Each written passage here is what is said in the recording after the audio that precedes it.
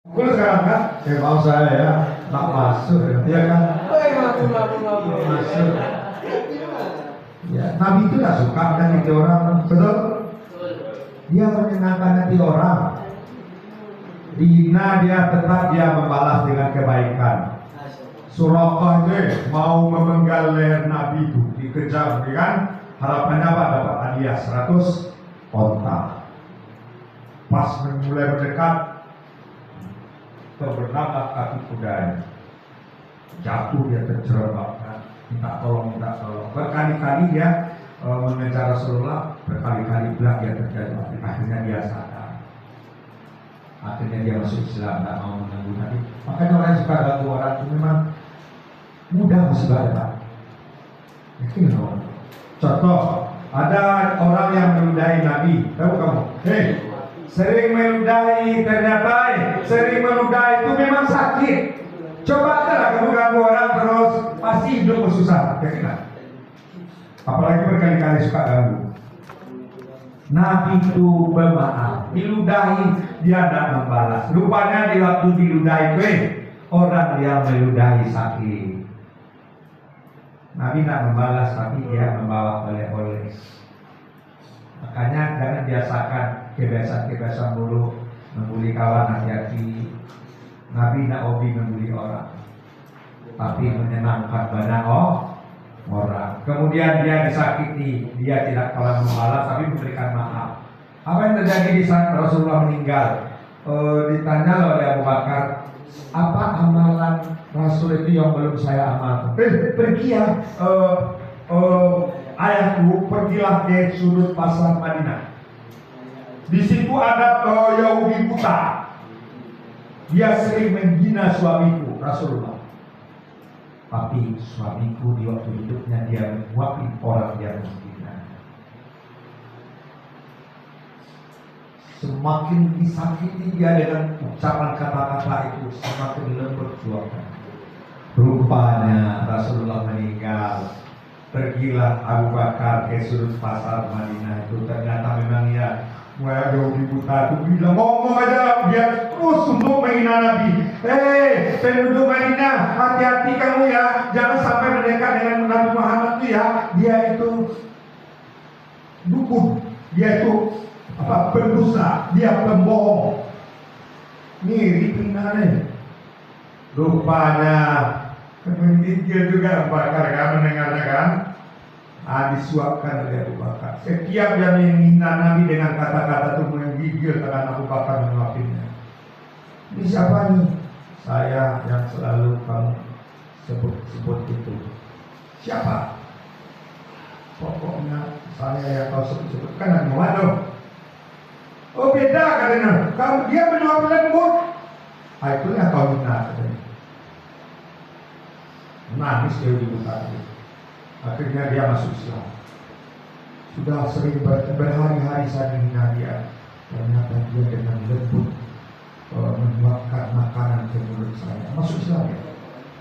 Makanya kita dijalankan dibully orang, jangan sampai membalas. Dia akan sadar. Kalau tidak sadar dia akan mendapatkan balasan terhadap kejahatan.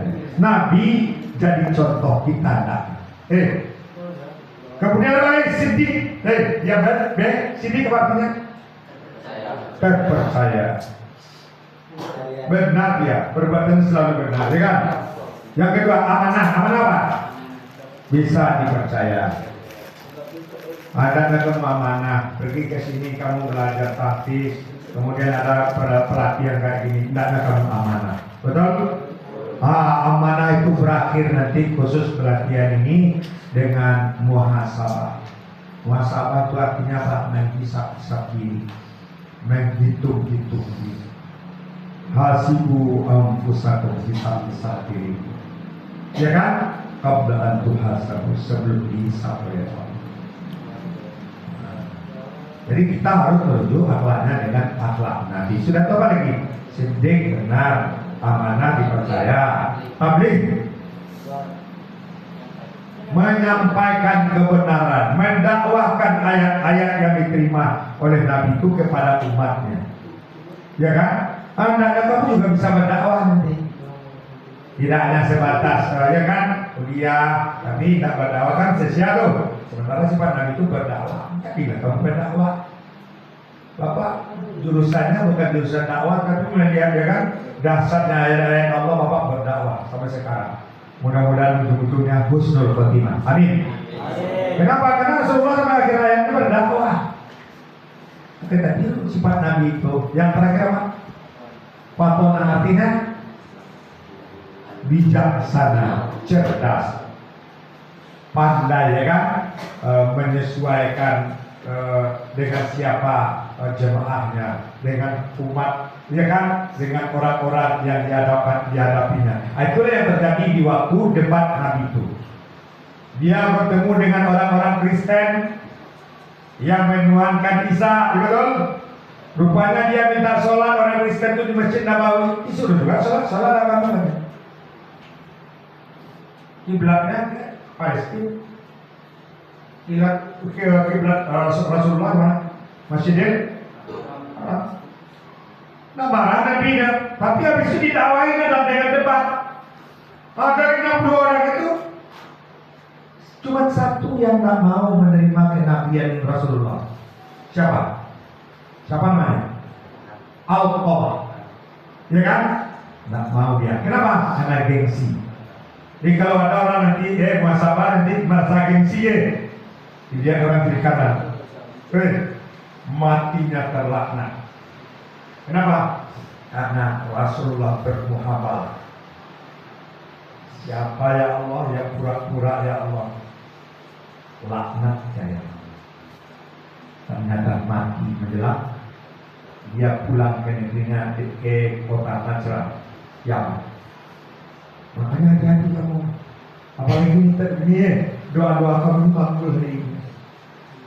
Ini bersama, tirulah Nabi, jadikan teladan dalam hidup kita. Kenapa? Karena kalau ingin mendapatkan rahmat Allah, iya memang kita contoh Nabi itu, betul? Nah, dia Al-Quran berjalan. Jadi orang bangga kamu baca Al-Quran. Udah berlanjut si Rasyid. Udah setuju. Belum. Ya.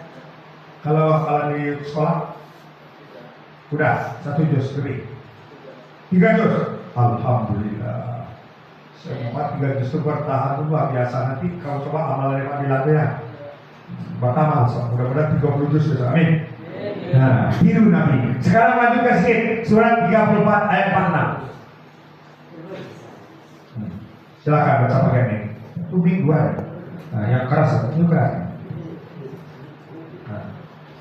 Silakan. Qul innama u'idukum biwahidah an taqumu lillahi masna wa furada thumma tatafakkaru ma bisahibikum min jinnah in huwa illa nadhirun lakum bayna yaday 'adzabin syadid. Artinya, katakanlah Nabi Muhammad, aku hendak menasihatimu dengan satu hal saja, yaitu agar kamu bangkit karena Allah, baik berdua-dua maupun sendiri-sendiri. Kemudian memikirkan perihal Nabi Muhammad, kawanmu itu tidak gila sedikit pun. Dia tidak lain hanyalah pemberi peringatan bagi kamu bahwa dia di hadapanmu ada azab yang keras. Nah, ulang lagi Jim. Artinya ada Jim.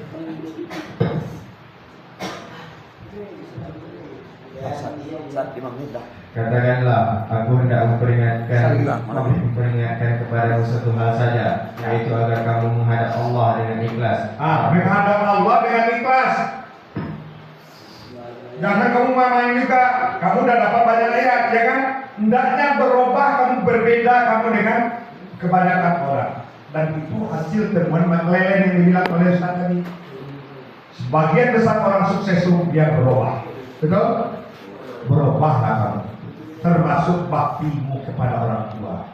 Wabil walidaini ihsana. Ya kan? Kepada orang tua hendaklah kamu berbuat baik. Walaupun orang tuamu tidak sebaik yang kamu harapkan, tapi yakinlah hatinya, cintanya selalu utuh. Coba bilang lagi saya, jernih. Katakanlah, aku hendak memperingatkan kepadamu satu hal saja, yaitu agar kamu menghadap Allah dengan ikhlas, Ya, berdua-dua atau sendiri. ya. Kemudian agar kamu pikirkan tentang Muhammad, kawanmu itu tidak gila sedikit pun. Nah, Dia tidak lain hanyalah seorang